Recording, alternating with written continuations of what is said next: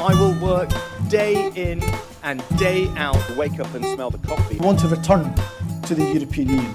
Another future's possible, but we've got to fight for it. Order! Hello and welcome to the Debated podcast. As always, I'm your host, Will.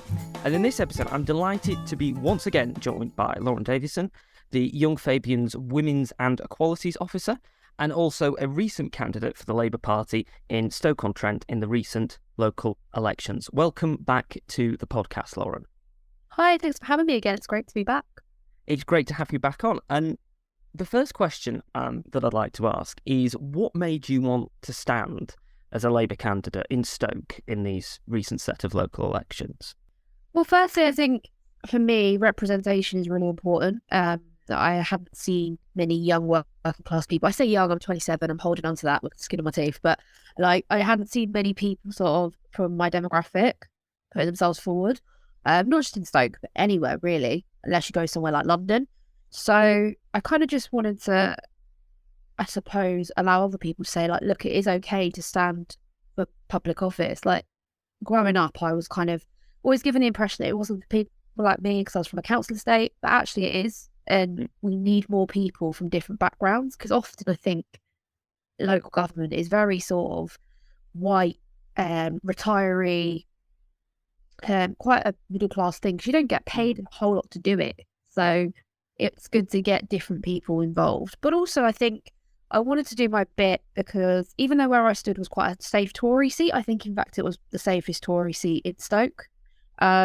I just wanted to make sure that everyone had the chance to vote Labour if they wanted to.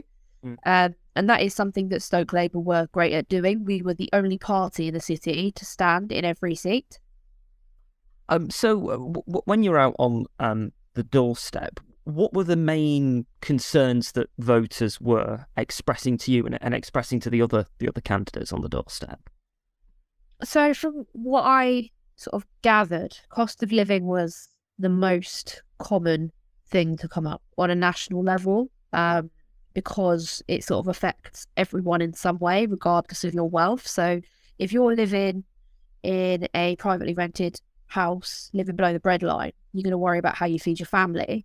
If you're maybe in a better off position in a big house that you own, you're still going to be worried about paying your mortgage. So it's one of those issues that really sort of brings people together in terms of it goes across social classes and backgrounds. Another issue, weirdly, NHS dentists, that was something that came up a whole lot.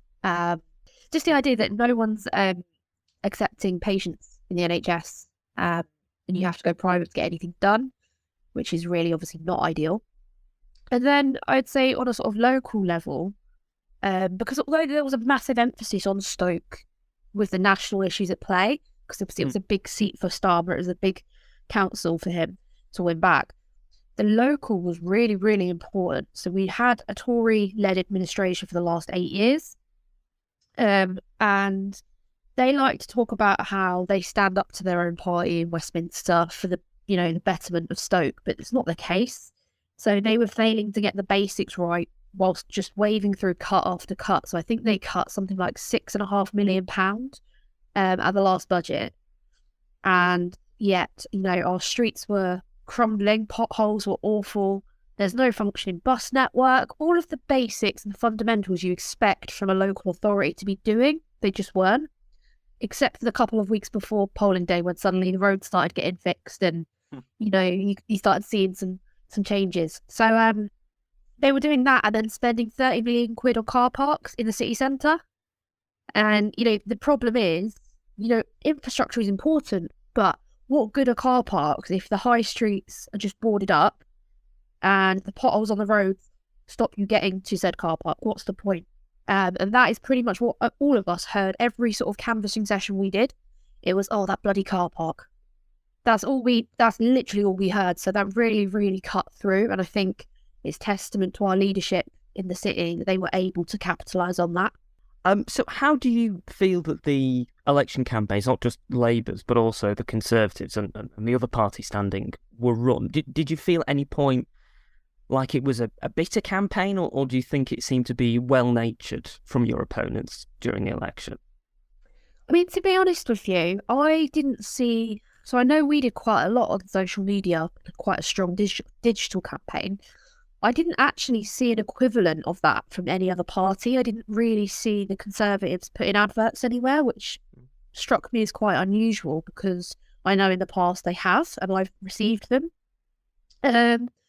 We had quite a bit of like paper printed leaflets through the door because where I live is a Tory ward, and they had a sitting councillor. Had quite a few bits of leaflets and paper. We also had a visit from the local Tory MP, Jack Brereton. My dad was not happy to have him on the doorstep, let me just tell you that much. That went down well. I don't think they'll be coming back. But essentially, yeah, it was. They didn't bring anyone either. The Tories didn't bring any ministers, really, any shadow secretaries. They brought Chris Philps and Robert Jenrick. I mean, they're not exactly heavy hitters, whereas we managed to get like Wes Streeting, Jess Phillips, Creek Gill, like loads of really well-known people. Lisa Nandy, Keir came up as well. Obviously, he did that crime speech, which I was plonked on the front row behind him, completely unaware. I was like, oh, no. But so it kind of felt like they weren't bothered. Like the CCHQ just weren't completely. I don't know whether they just looked at the data and thought we're not winning this back and there's no point, or whether that was all they could muster. I don't know. In terms of like how good natured the campaign was, I didn't really focus on what anyone else was doing. I was just too busy on what we were doing. I did hear stories of the Conservatives and some of their activists being a little bit intimidatory around polling stations. I believe that's been dealt with, or it's been told to the right person to deal with it. I also got sent by the public. The independents were leafleting and basically as people were walking into polling stations going, vote for such and such, which is obviously not allowed. Mm-hmm. So we've got footage of that. That's been dealt with.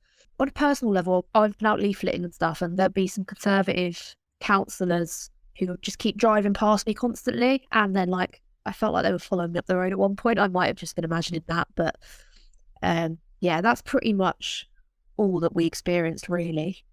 To what extent? I mean, you mentioned social media there, but to what extent do you think that social media played a part in the election? Yeah, so for us more than them, I think it played a pretty big part. We ran a really good digital campaign. We were working with teams from Region. They did a really, really good job. I think it was really important as well. Like I made a point of, because I ran a lot of the social media platforms alongside a few other activists, and we made a point of doing sort of daily canvassing update posts in the sort of year up to the election to make sure that we were seen to be visible. People knew we were out and about. We were working hard. We were grafting for this result. And I actually think they went down really, really well. There was a lot of engagement with them. People liked to see that we were out in their area. So even if they didn't get a leaflet, at least they knew that we'd been out and about. I think we had some really, really good content from our candidates as well, because a lot of our candidates had their own campaign pages, which they were doing bits and pieces to as well. And just keeping that visible presence up, really, because you know, you can't be everywhere at once. So if you're not in one part of your ward campaigning, at least if people log on and they can see that you're busy elsewhere, they know that you are working hard. You're not just sat doing nothing. But yeah, I am really shocked that the Conservatives didn't utilise social media more than they did. Because I remember looking at the Conservative Facebook page in Stoke, and they hadn't posted for like a week. And I was thinking, that's really, really odd. Like, you're in the middle of an election. Why have you not posted? So I don't know whether they just realised they weren't getting the engagement or whatever it was. Yeah, it was quite strange. Yeah. So looking back on the campaign as a whole, were there any particular moments that stood out? Do you have a particular favourite moment from the campaign that you were particularly pleased with, or something that happened, or something someone said to you that you were quite happy with? I'm going to just go, I think it's probably obvious, I think the night of the election and the result, because I'll be honest, I went into it, I didn't doubt, our capabilities, I didn't doubt the campaign we'd run, but I didn't know whether, given the state of things already, how well we would do. I don't think I could have predicted that we'd win, and not least with 29 councillors. That's a lot. I think I can't remember how many we had before. I think it was like 14, maybe. We had like 12, and then to come up with like 29, that's massive. And I remember, I think it was the first result of the night stuck out for me.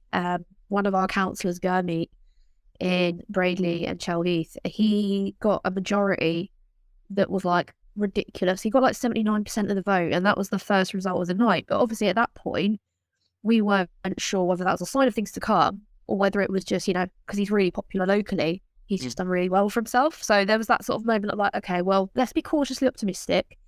And more kept coming in. It was just brilliant. It was honestly brilliant. Another highlight, obviously, is going to be my friend Finlay, Gordon McCusker getting elected in Hollybush. That was a great moment, beating the Conservatives.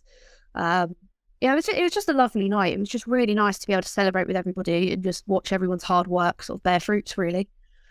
Yeah, and I mean, as you mentioned there, obviously Labour did incredibly well in Stoke and across the rest of the country as well. I mean, how do you think that's going to factor into where the party campaigns most concentratedly heaviest at the next election?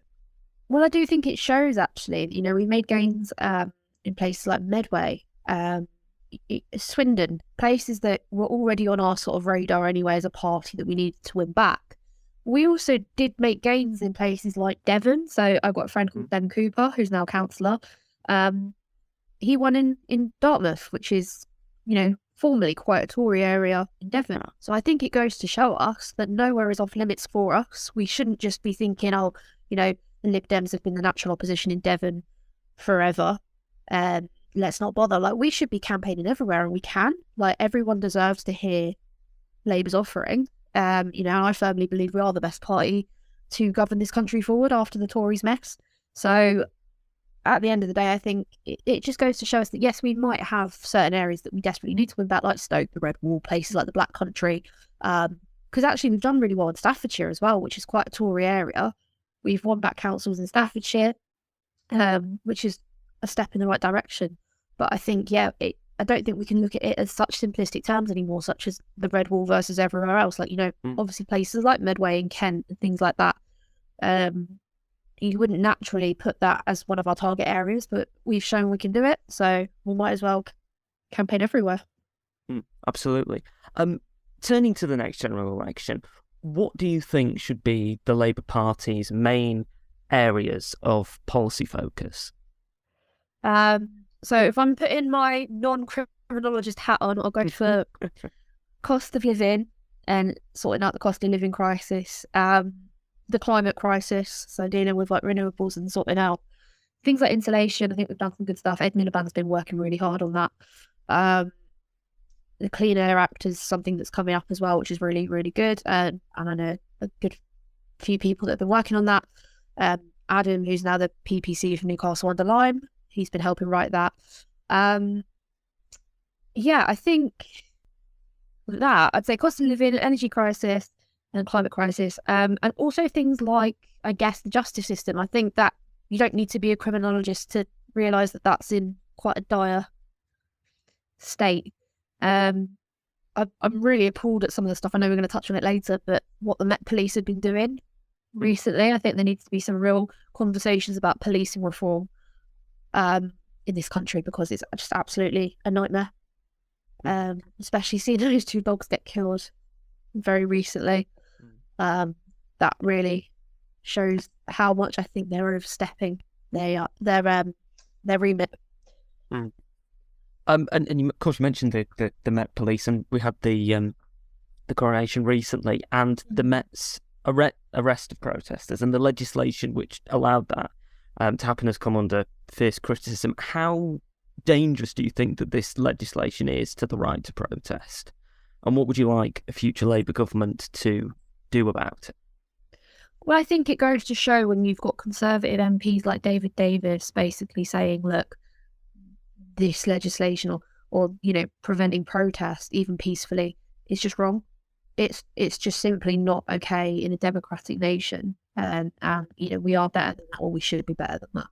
So I would like to see the Labour Party repeal it. However, I have seen people say, and this is a point, I might be wrong, but I think I've seen people say that if you repeal it totally, you then repeal bans on people protesting outside abortion clinics. So it would kind of need to be done like amended rather than repealed, is my understanding of it, because obviously we need to keep those vital protections in place for, people that are using abortion clinics, basically. That would be a mistake to get rid of that. So if we can amend it, that would be perfect. But being honest, I don't know whether Keir Starmer will do that, given some of his comments about just stop oil protesters. And I feel like he's really leaning into the sort of tough on crime and getting quite populist about things, which, as you probably know from episodes with me, is not something I like in the justice system. So yeah, I think that for me is where we are with that. Do you think, in terms of the way that protesters are viewed and the right to protest is viewed, is that sometimes what happens is that the media presents a version of protesting, so whether it's just Stop Oil or other protesters, and just shows them as a nuisance that has to be dealt with without properly, fully explaining the importance of the right to protest and how protests have positively changed the law, both in this country and around the world in the past. And that there's this kind of like conflation in the media, which then feeds into the public, of all protesters being a quote-unquote nuisance, or it's just something that has to be dealt with rather than an important right in a democracy.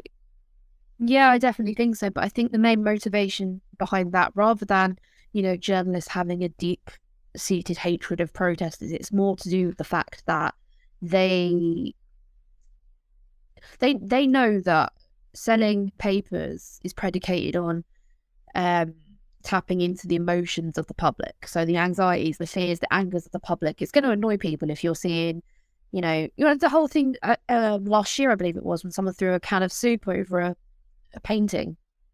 That kind of thing gets amplified because they know it annoys people. And when you annoy people, you evoke an emotion, and then you sell papers. You create a story. So that is the motivation behind it. But what I find very interesting is, like you say, there seems to be very little consideration about the implications for preventing people's right to protest. Because, the media and journalists, they scream bloody murder if there's any kind of infringement on their rights as journalists to a free press. They need to be looking at the way that their actions might be contributing to curtailment of the right to protest. Absolutely. Now, obviously mentioned the criminal justice system, and reform to it is urgently needed. And I think most people agree that there is some need of reform to the system. But which parts of the criminal justice system do you think a future Labour government could and should prioritise reforming? Oh gosh, where to start? I would say one of the big things. This is the things that what I think they should do, what I think they could do, are very different, because I just don't think, as much as Keir Starmer talks about his time as Director of Public Prosecutions, I think he lacks that courage to do stuff that could be considered in any way controversial in the justice system. Because I think we need to look at our drug laws, because I think we need to have a serious conversation about how we classify drug laws. We need to sort the prisons out for a start, because you can't have a functioning justice system if your prisons are in total disarray. Like, I don't think we're that far off from another pretty big prison disturbance. Just because of the way that I would say Labour are partly to blame from our time in government, actually.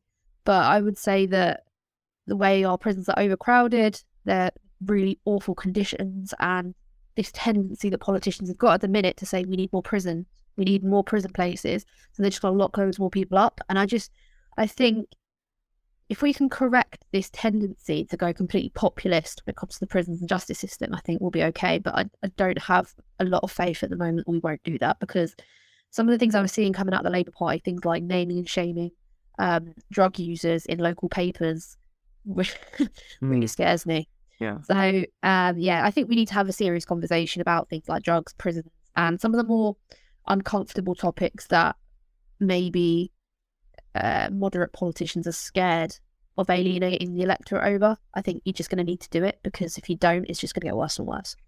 One of the things that people often discuss in this regard is the position of Home Secretary being and the Home Office being a department that is not only failing to do its job properly, but is almost too much of a leviathan, too large to handle all the various things that it's responsible for. Do you think that it would be better if the position of Home Secretary was abolished and the department was split up into areas that could focus much more on things in a way that the Home Office doesn't really seem to be able to do at the moment, because it is such a large and almost unwieldy department?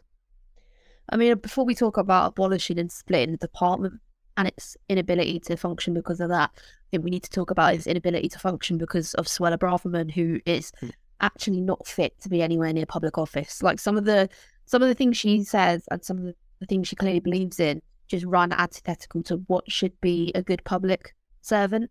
Her views on things like policing, and the idea that she doesn't think sort of hate crimes are crimes. Sorry, I had to get that out there. Just think she should be nowhere near public office. But anyway, back to your actual question about splitting. I don't really have an opinion on this, which is something you probably won't hear me say a lot, but I don't really, it's not something I've kind of really thought about. I think it was the Lib Dems or the Greens, one of the two of them suggested that policy. I mean, from an operational level, I can understand why they are together, because there are some things that are interconnected and need sort of, need sort of that level of joined up working. So I can understand why they're put together. But yeah, I think it would need to be looked into first before splitting anything apart. Another organisation that's come under a great deal of scrutiny is the Met, not just for the policing of the coronation, but a long list of failures going back years, decades. What do you think can be done to restore public trust and make the Met an open and transparent organisation? Do you think anything can be done to reform it and make it trusted by the public again? Really difficult to say, because it just feels like there's not really a week that goes by that, or even maybe a day at this point, where the Met don't overreach and do something awful. Honestly, I don't know the answer to that, because people are saying like disband the Met, blah blah blah. Like, really, realistically, you need a police force. So I don't understand how you're gonna disband it and then bring something back from the ashes that is magically different. Because with the current laws in place with policing, the things that they're allowed to do, the police powers they have, they've got that mandate to overstep. So technically, they're not actually doing anything wrong in cases like stopping protests and stuff like that. When it comes to things like Sarah Everard and the fallout from that, and we're seeing things about police officers being implicated in sexual crimes and being allowed to stay on in the force, there obviously needs to be more vetting as well, because I remember seeing somewhere, I think it might have been Yvette Cooper that said it, but essentially there is not a lot of vetting that goes on when you become a police officer. There are certain things that are not picked up on. So it could be like, I don't know what specifics it was. I think it was like to do with your previous record or like history of behaviour, things like that. You're just not vetted enough. So I think there needs to be like a lower threshold for when a police officer does something wrong. I don't think it should be a case of like, oh, we'll give them another chance, blah, blah, blah. Like, it should be a case of you do something wrong and you're out. I don't see how it can be reconciled that you could stay in a force when you've been accused or have done something, grossly horrific. So yeah, But I wouldn't say it just stops at the Met. I would say it's an inherent problem with the policing model in this country anyway. We're supposed to be policed by consent, but there needs to be more thought about this, because how do we withdraw consent? And is it consent if you can't withdraw consent? You know? Yeah. So I think it needs to be looked into a lot more. And I think there needs to be far greater recourse, basically, for when things go wrong, because at the minute there isn't. Mm-hmm. Absolutely. Well, we're coming towards the end of the podcast, Lauren. Thank you for taking the time to speak to me. But I do have one final question. We've, of course, got Eurovision coming up. The final will be today rather, in Liverpool. It'll probably all happened. Everyone listening will have known what will happen by the time the podcast comes out. But my final question to you is this. If you had to perform at Eurovision, what song would you choose to perform, and who would you most like to perform it with? Oh my gosh. Oh, well, that's a big question. Well, I've not heard, but I've seen Little Mix, obviously. I know they've disbanded and they got rid of Jessie. So I'm wondering if I could just sort of slot in as the new member of Little Mix and maybe perform one of their songs. That would be pretty good. Yeah, I'm sure they'd be more than happy to have you. I think that's a great actor. Well, yeah, I'm a delight. Why wouldn't they be? Do you know what I mean?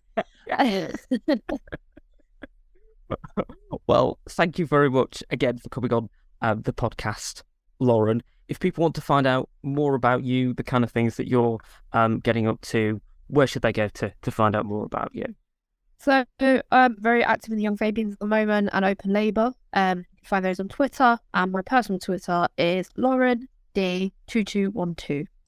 And also, can I plug Labour for Trans Rights as well, because I'm the secretariat of that. Just as a little bit of a background, we are fighting for the trans community in and out of the Labour Party, and trying to sort of hold the leadership and other structures in the party to account to support trans people, because that's very important. Yeah, absolutely. No, I totally agree. And, anybody who isn't already supportive or following both of those, make sure that you are. Thank you once again for coming on the podcast, Lauren. Thank you. Thank you for listening to this episode of the podcast. If you've enjoyed it, you can subscribe to us on iTunes, Spotify, Podbeam, and Amazon Music. You can also follow us on Twitter, @DebatedPodcast, like us on Facebook, Debated Podcast, and if you'd like to get in touch with us, whether about appearing on an episode of the podcast or commenting on an episode that you've listened to, you can do so at thedebatedpodcast@gmail.com. Thank you for listening. I hope you listen to the next one.